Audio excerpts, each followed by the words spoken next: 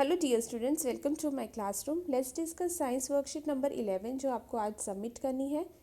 Worksheet आपकी chapter metals and non metals में से है and the topic is physical properties of metals. हमने लास्ट वर्कशीट में भी कुछ प्रॉपर्टीज़ की थी मेटल्स की, कि metals are hard, shiny, malleable and ductile. आज हम कुछ और प्रॉपर्टीज़ यहाँ पर स्टडी करेंगे। First is sonorous. When objects made of metal are hit with hard surface a ringing sound is produce. जब भी मेटल्स किसी हार्ड सरफेस को हिट करते हैं तो रिंगिंग साउंड प्रोड्यूस होती है। एग्जाम्पल के तौर पे जैसे आप मंदिर जाते हैं या आपके स्कूल की जो बेल है, जब आप उसको रिंग करते हैं, बजाते हैं, तो एक साउंड प्रोड्यूस होती है जैसे टन। तो एक एंड में भी आपको एक हल्की सी साउंड सुनाई देती है। उस साउंड का प्रोड्यूस होना वो एक प्रॉपर्टी है मेटल्स की, जिसे हम कहते हैं sonorous. So metals are called sonorous. Here the difference between the sounds if we hit a spoon with a steel glass or with a wooden door. तो आप ये करके देखें कि अगर आप एक स्पून को स्टील ग्लास से हिट कर रहे हैं तब कैसी साउंड प्रोड्यूस होगी, और जब आप वुडन डोर से हिट करेंगे तो कैसी साउंड प्रोड्यूस होगी। तो आप ये करिए। Then is conductor and insulator. Let us understand this property of metals by an activity.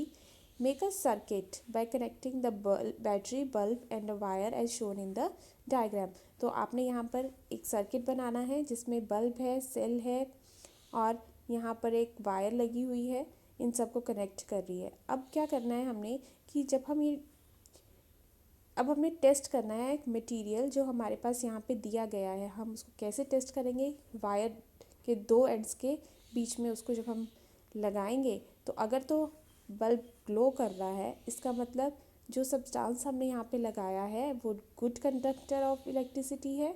और अगर सब्सटेंस अगर बल्ब ग्लो नहीं करेगा, मतलब बल्ब नहीं जलेगा, तो जो सब्सटेंस है, जो चीज़ हम यूज़ कर रहे हैं, वो इंसुलेटर है, मतलब उसमें से करंट पास नहीं हो रहा।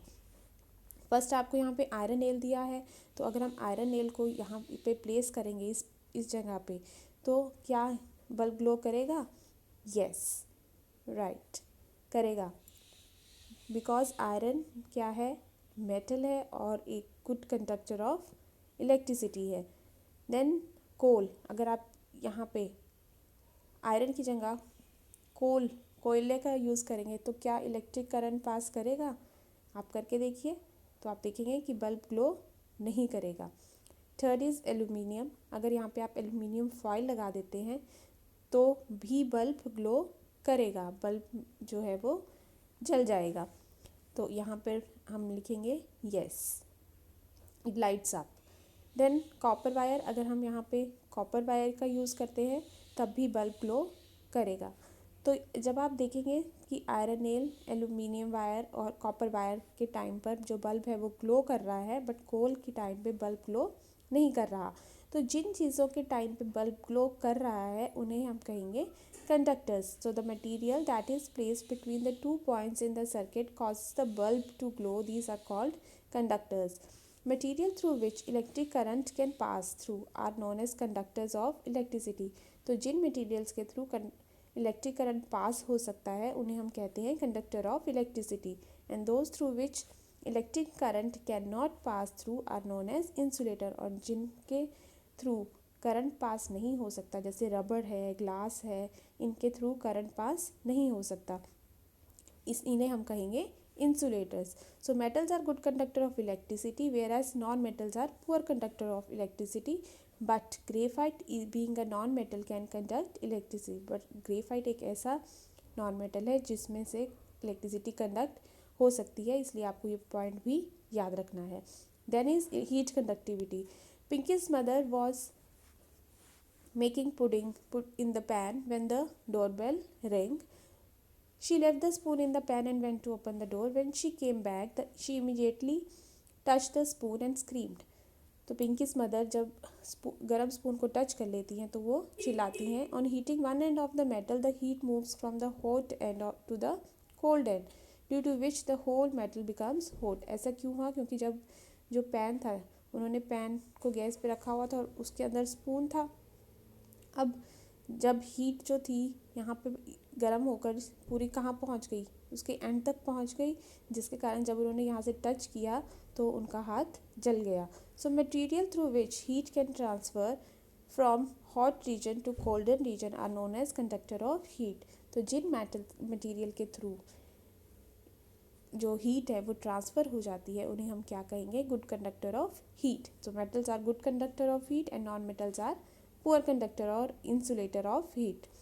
Now let's do the question answers. First is the cooking pan is made of iron while its handle is covered with wood. Why? तो आप लिखेंगे the cooking pan is made of iron because iron is good conductor of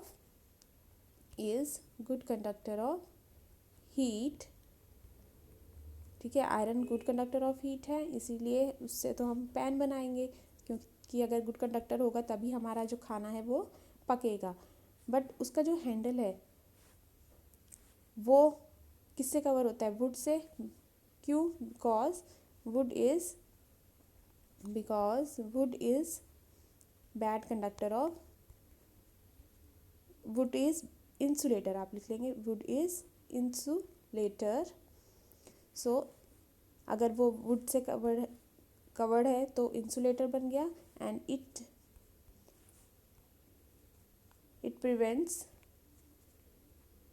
prevents burning of hands. तो wood से cover क्यों किया गया, ताकि हमारे हैंड्स बर्न ना करें। It prevents burning of hands. Then why did she scream on touching the metal spatula.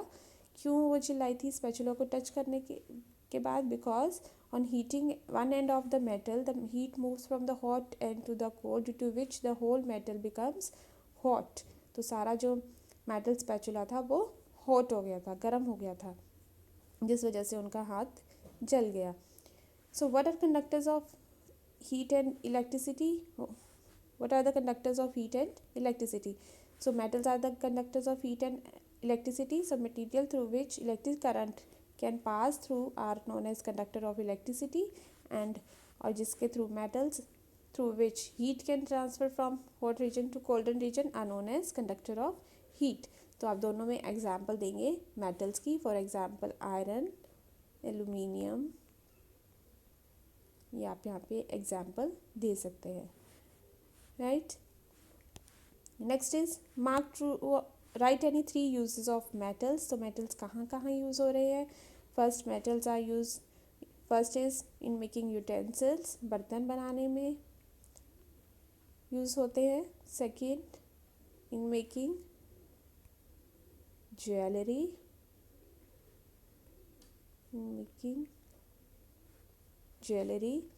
third in making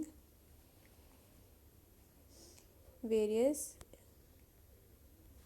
home appliances।